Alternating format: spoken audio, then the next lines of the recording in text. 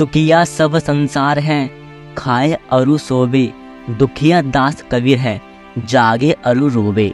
संत कबीर साहिब कहते हैं, पूरी दुनिया मौज मस्ती करने में मशगूल रहती है और सोचती है कि सब सुखी है, लेकिन सही मायने में सुखी तो वो है जो दिन रात प्रभु की आराधना करता है। परम संत कबीर साहिब हमें आगे समझाते हैं कि मालिक की तलाश में हमें घर छोड़कर जंगलों पहाड़ों पर जाने की जरूरत नहीं है। मालिक हमारे अंदर है, किसी ने उसको कभी भी बाहर से नहीं पाया। लेकिन सवाल यह उठता है कि हम अपने शरीर के अंदर दाखिल कैसे हों, अपने अंदर उसकी खोज कैसे करें। वह कौन सा रास्ता है जिस पर चलकर हम उस तक पहुंच सकते हैं। कबीर साहिब फरमाते हैं कि वह रास्ता सीधा शहरक में से होकर तीसरे तिल के पार जाता है, जिसे हिंदू महात्मा सुषमना कहते हैं। अपने दिल में प्यार और भरोसा रखकर किसी कामिल मुर्शिद के पास जाओ, वे तुम्हें इस अंदर के रास्ते के गुप्त प्रवेश द्वार के बारे में जानकारी देंगे। मालिक तुम्हारे अंदर है, लेकिन उस तक पहुंचने का रास्ता और उसने अपने अंदर पाने के रास्ते की भेद की जानकारी केवल पूर्ण संत सतगुरुओं को ही होती है और उन्हीं से यह भेद लिया जा सकता है। इस दरवाजे को खोलने की कुंजी परमात्मा ने उन्हें सौंप दी है।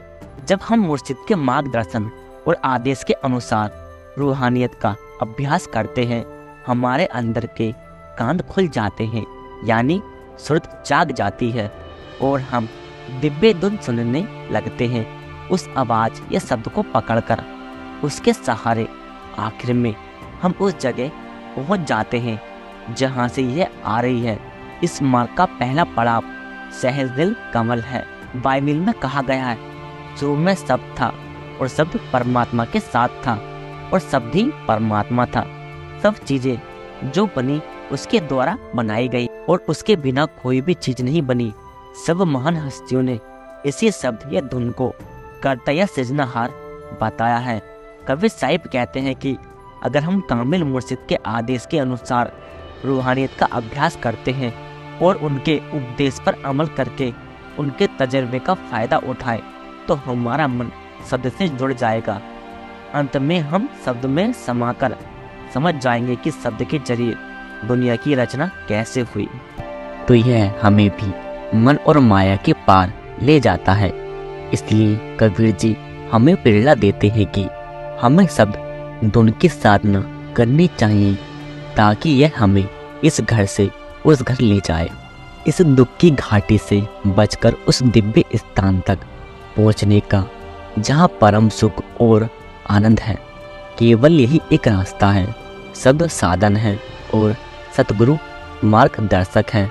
मालिक की असीम दया की धार हमारा सतगुरु के संपर्क में आ जाना संभव कर देती है।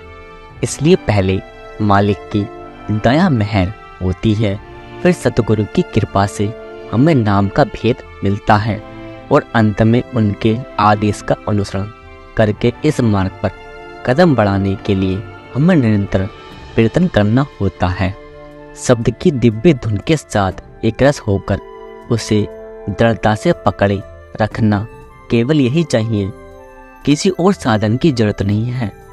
जब तब करना, ग्रंथ पोथी पढ़ना, पूजा करना और भी बहुत कुछ है, सब नाम भक्ति में आ जाता है।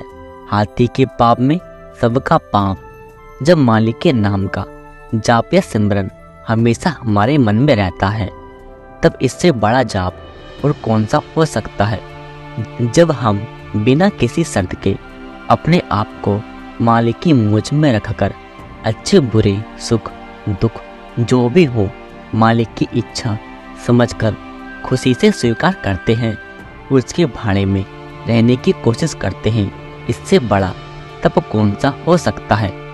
जब संत सतगुरु के नूरी स्वरूप को हमेशा साथ लेकर घूमते हैं, इससे पवित्र पूजा और क्या हो सकती है।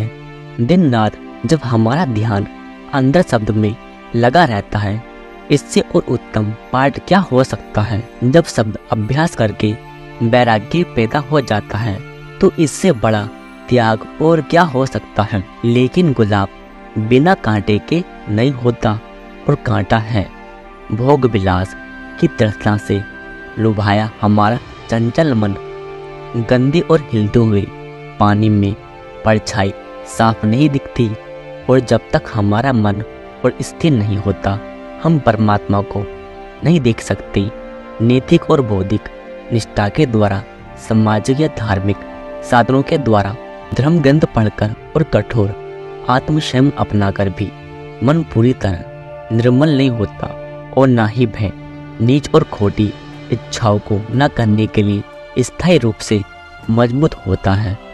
सांप तब तक ही शांत और हानि रहित होता है जब तक वह पिटारी में बंद है, लेकिन ना तो उसका गुस्सा जाता है और ना ही जहर। पिटारी का ढक्कन अगर किसी समय खुला रह जाए सांप बाहर आकर डंक जरूर मारेगा, लेकिन यदि उसकी जहर की थैली ही निकाल दी जाए तो सांप नुकसान नहीं पहुंचा सकता। जिन अभ्यासों का जिक्र किया गया है इनसे मन को कुछ हद तक वश में भले ही कर ले, परंतु उसके इंद्रियों के सुखों की ओर झुकाव का असल में दमन नहीं कर सकते। ये तो मानो सांप को सिर्फ रोका गया है परंतु मारा नहीं गया है। संतजन मन की स्वाभाविक प्रकृति की जानकारी के आधार पर इस कठिन समस्या को हल करते हैं।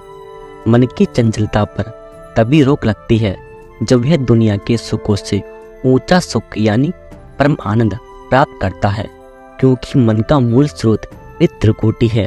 उसका एक वस्तु से दूसरी वस्तु पर मंडराना ऐसा लगता है जैसे यह अपनी वही पुरानी परम आनंद और खुशी की अवस्था को ढूंढ रहा है। इसका आनंद यह पहले ले चुका है और अब इसे इंद्रियों का गुलाम बनकर उसे खो दिया है। कबीर जी ने हमारे सामने संतमत का सार रख दिया है और परमात्मा से मिलाप का अचूक और निश्चित मार्ग बता दिया है। अब यह हम पर निर्भर करता है कि इसे मानकर इस पर अमल करें।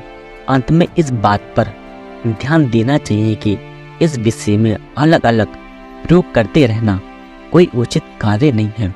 हमें दूसरों के तजर्बे का फायदा उठाना चाहिए।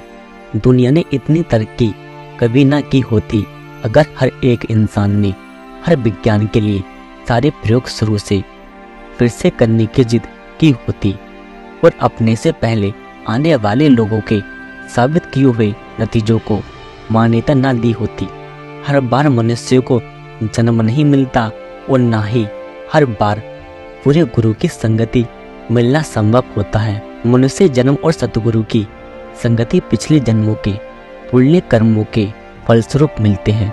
इसलिए हमें इस मौके का पूरा फायदा उठाकर नाम भक्ति सूरत शब्द योग यानी आत्मा के शब्द से समा जाने का अभ्यास करके जन्म और मरण के चक्कर से मुक्ति प्राप्त करनी चाहिए।